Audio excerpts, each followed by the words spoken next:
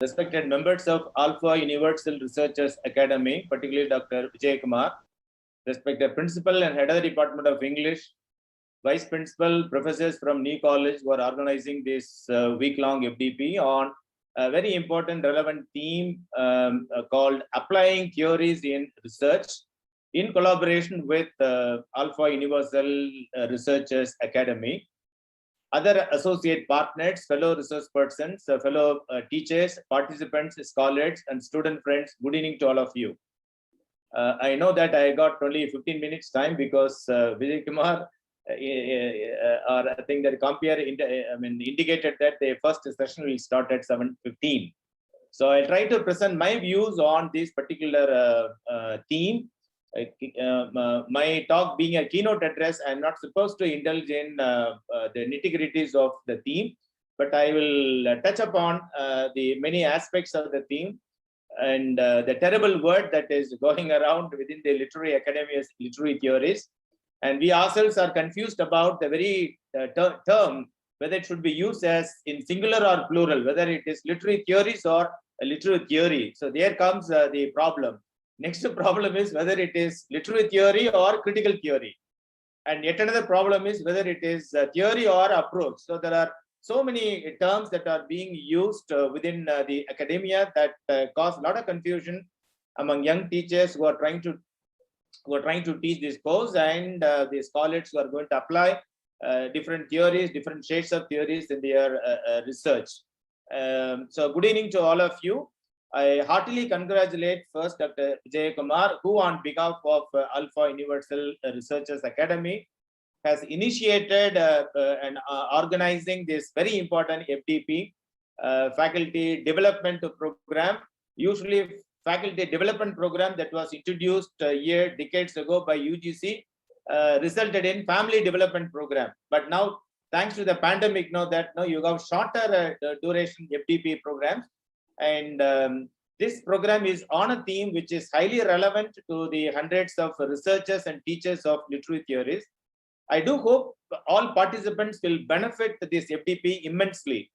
I equally hope that FDP will act as a platform for scholars to have their doubts and misconceptions clarified on the application value of literary theories. Most of the teachers who are teaching the courses on literary theories and most of the scholars who are guided by their supervisors on using theories for interpretation of literary text know quite a lot of things about the theoretical aspect of theory, no doubt about it. But the $1,000,000 question is whether theories can be applied or not. So 3 months ago, when Dr. Vijay Kumar he had a talk with me, and then he told me that he was planning to organize a series of webinars on theories. So I was talking to him. I told him a few books on theory, which are the basic foundational texts of these theories. And therefore, I really appreciate the great efforts taken by the teachers, scholars, and students for sparing their precious evening times, which otherwise could have been spent on their domestic affairs, to learn further a theme that is interesting and challenging and unavoidable also. And also it is constantly updating. And today I would like to highlight the relevance of literary theories for research. So that is my focus, relevance of literary theories for research. It is nearly 2 decades since literary theories were institutionalized within Indian academia. Initial reactions were not only very vague, but also negative. Not many teachers came forward to teach theories as a part of the curriculum. Even teachers who wanted a try had lots of misconceptions, confusions over this then new area. It is no longer new area now. In fact, English teachers honestly felt that literary theories had nothing to do with literature. That's the honest feeling of assessment of most of literature teachers who went through some of the theories, and then they wanted to try teaching theories. They came to this conclusion that literary theories had nothing to do with literature. Number 2, they felt that this stuff, what we call literary theory or theories, were all non-literary stuff coming from every other field except literature. So you are forced to read philosophy or psychology or linguistics or or new historicism. So every other field, film studies, sometimes the biological studies also have contributed something to the formation of these critical theories.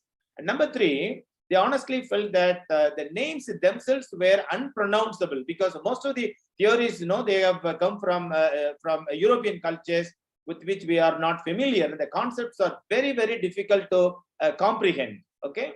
Then they also felt that this is very important grounds that teachers were nurturing against theories. They felt that theories interfered with appreciation of literary texts. So the word appreciation is being questioned now by those institutions where we adopted outcome-based education, because the word appreciation is not accepted in Bloom's taxonomy. So, but then we have been for canonical reasons and for colonial reasons, we continue to use the term appreciation. So that is what we are introducing. Literary text, or students, novice students, when they join their undergraduate program, we say that one of the aims of doing literature is to appreciate literary text. So we honestly know, we felt that theories were interfering with our effort to appreciate literary text. And finally, and that is the problem that is being highlighted in this 1 week's FDP program. Honestly, these English teachers felt that literary theories had no practical application value.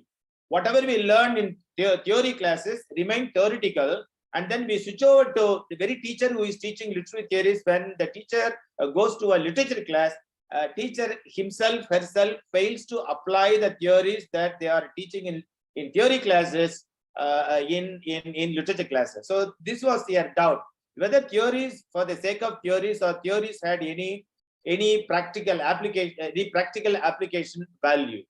So friends, these initial negative reactions were by and large true. We cannot blame it on the entire teaching community, because each of these 5 initial reactions that we could elicit from the teachers were by and large not true. Indian academia faced a situation which US academia not only faced but also resisted in the 1970s. At least now we felt that there was a problem. We felt that there was confusion. We felt that there was some kind of intrusion. But then we never resisted it. Whereas American academics resisted in the 1970s, the introduction of theories at a time when new criticism was ruling supreme. So to know more about this American resistance to literary theories, I would recommend the text by Paul Dimon. He has written a book, and the first chapter, if you really understand, resistance to a theory. Yes, the true nature of literary theories is something that is provocative. Theories provoke us. If we are not provoked, then we are not doing theories at all. Theories are at a default or provocative. They should provoke us. They provoke us because they question quite a lot of ideas that we have taken for granted for hundreds of years. We as individuals are not responsible, but passed on from one generation to another generation. When those ideas are questioned, naturally we feel we are provoked. And they really that it's true that these theories are difficult to read. These theories are difficult to understand because they are not literary, because they are interdisciplinary, because they are transdisciplinary.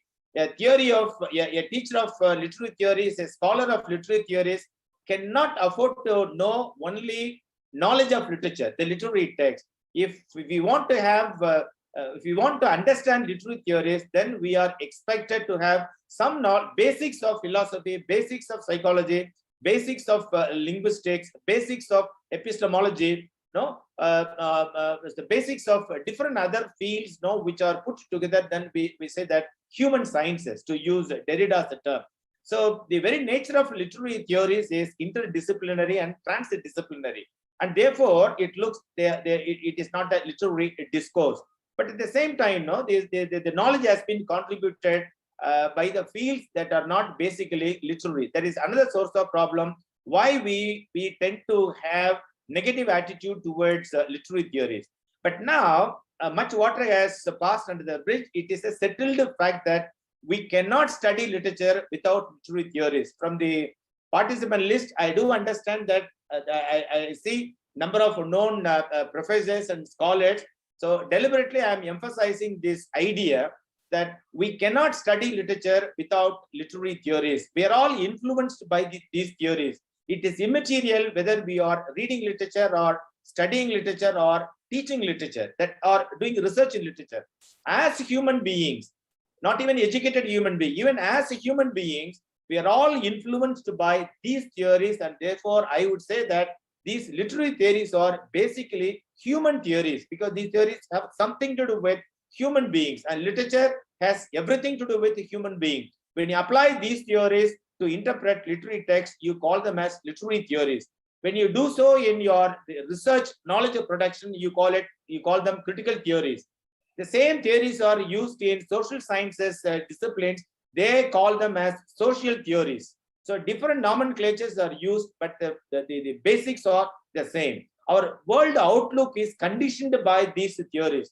Now, all these theories are all different versions of post-structuralism, and post-structuralism makes a lot of claims about our perceptions of the world.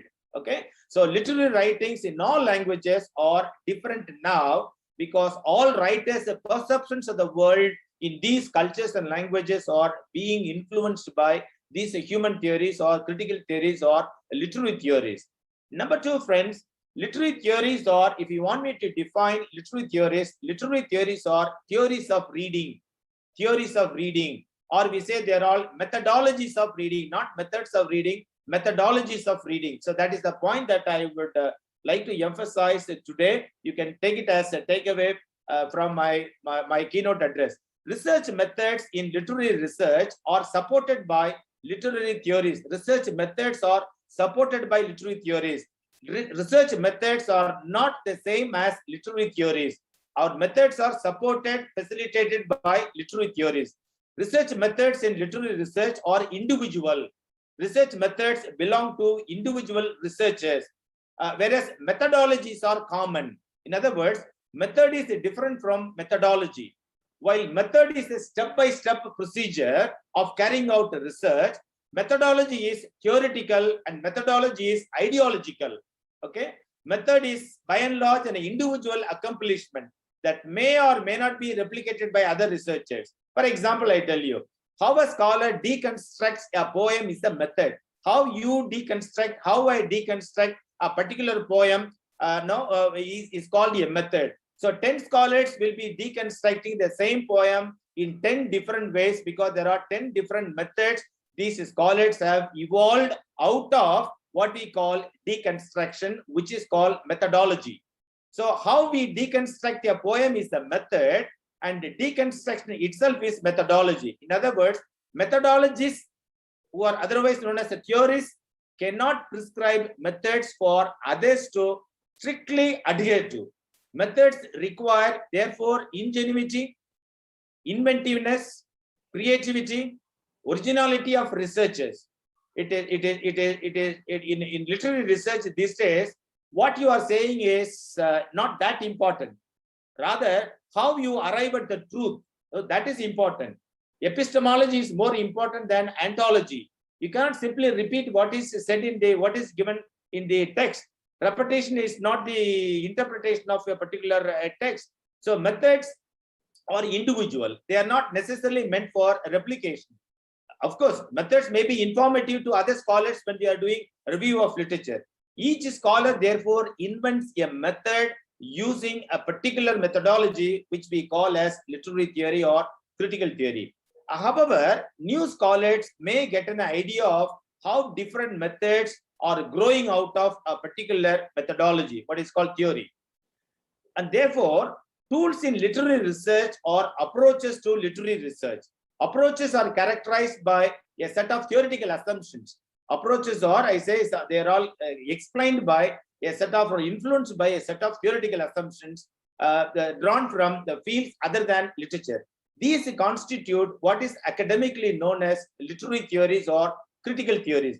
These assumptions constitute the very nature of critical practices. Critical practices, what we call methods. So each one creates a critical practice. Each one creates their own method, but out of a particular methodology, out of a particular a particular theory. So theories are equal to theories of reading or methodologies of reading. And therefore, literary theories per se are not methods to be followed, as often misunderstood or misperceived or misconceived. So I would like to caution all the participants, when you are attending all these talks, don't expect one particular method to be delivered by one particular resource person on one particular theory. One theory will give birth to a number of hundreds of methods that each researcher can evolve. So friends, the main purpose of research is creating new knowledge. So now very often, this is those who have subscribed to, now historically subscribed to the idea of appreciation of literature. Gone are the days appreciating and then approving of what the writers have pictured in their fictional world. Now the main purpose of research, whether it's literary research or science research, whatever research, the main purpose of research is creating new knowledge. So the question is how to create it. Writers have created the fictional world. Now we are trying to create knowledge out of this fictional world. How to create it? This question becomes more relevant in literary research because it is a text-based. Our research is a text-based. Our research is qualitative. If it is a language research, it becomes field study, it becomes quantitative. But ours is a text-based. So literature is not an autonomous entity, but it is implicated within socio-political, cultural, ideological, and aesthetic context. These contexts condition text reception at a different moment and in different cultures. So how we receive Shakespeare now? Shakespeare wrote it in 17th century. How do we receive it now? That's more important than how it was written. Hence, researchers need research tools for objective analysis of these texts. Okay, so these tools are known as methodologies or theories of reading or approaches in literary research.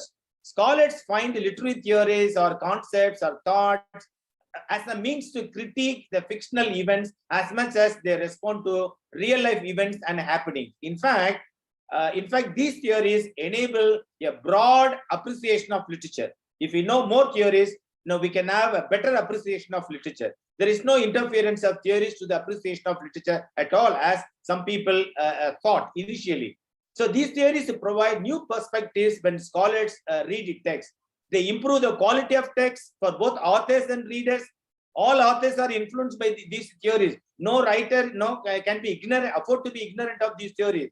These theories facilitate or challenging the text. Thus, a deconstruction, for example, becomes the bedrock of critical reading and reflecting over the text. Of all theories, the basis is deconstruction. Basically, all researchers, all students of English literature know we are basically deconstructionists in 21st century, because we are deconstructing, we are critically viewing the text, and these are the first two stages, reading and reflecting, while we are appreciating the fictional world.